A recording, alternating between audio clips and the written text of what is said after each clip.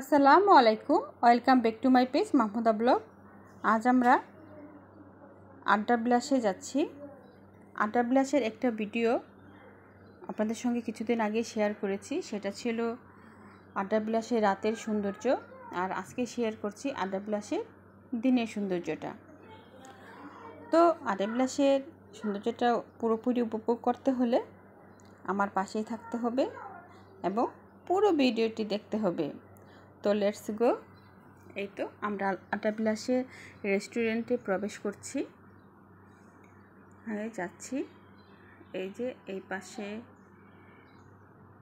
সুন্দর সুন্দর গাছপালা রয়েছে,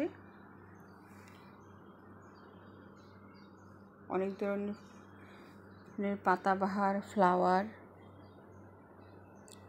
ট্রি আছে। এই তো এই মাঝখানে বসার জন্য স্পেস। এতে আমরা এদিকে যাচ্ছি।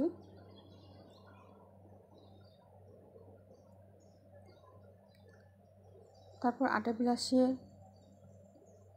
নামাজের ব্যবস্থা আছে, যদি যারা নামাজ পড়ে তারা গিয়ে এখানে নামাজ পড়তে পারে সময় হলে।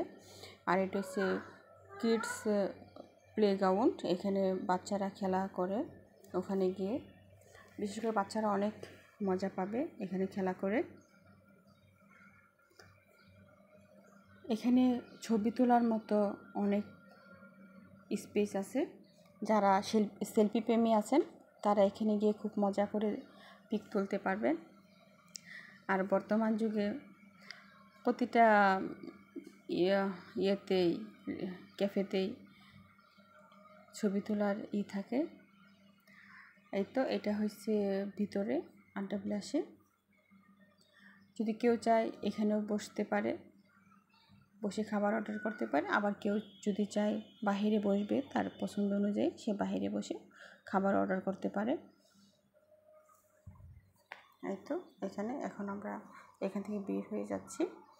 আড্ডা বিলাসের বাকি অংশটুকু দেখাচ্ছি। এই তো এখানেও বসার জন্য স্পেস আছে। এই আড্ডা বিলাসে দুটা দোলনা আছে। দোলনাটা অবশ্য সহজে খালি পাওয়া যায় না, তারা একের পর এক বসে ছবি তুলে একটু দোল খায়, এই আর কি। বিশেষ করে বিকেলবেলাতে এই জিনিসটা হয়। আমি একটু বিকালের আগে গিয়েছিলাম, তাই আমি মোটামুটি ফাঁকা পেয়েছি আড্ডা বিলাসে।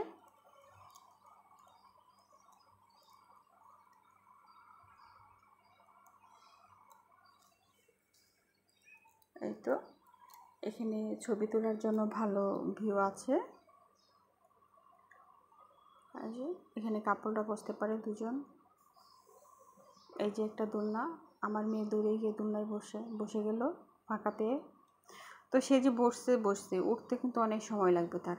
সে একবার দোলনায় বসলে উঠতে চায় না, সারাক্ষণ শুধু দুলতেই চায়। তার ছবি তোলার মতো ইন্টারেস্ট নেই, তবে দোলনায় তোলার জন্য খুব ইন্টারেস্ট তার।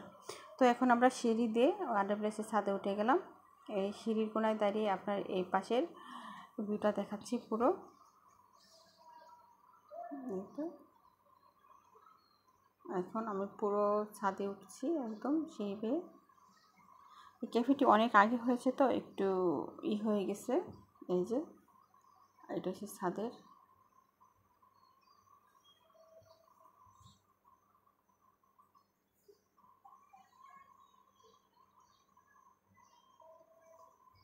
এই তো ওখানে কিছু পিচ্চি বাচ্চা ছিল, ওদের জন্য আর ওই পাশটা পুরোটা ঘুরে দেখতে পাচ্ছিলাম না, কারণ ওরা খুবই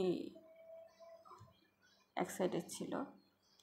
তো এটা ছাদ থেকে আমি পুরো ভিউটা দেখাচ্ছি। তো কেউ যদি আড্ডা দিতে চান চলে আসেন। আল্লাহ হাফেজ।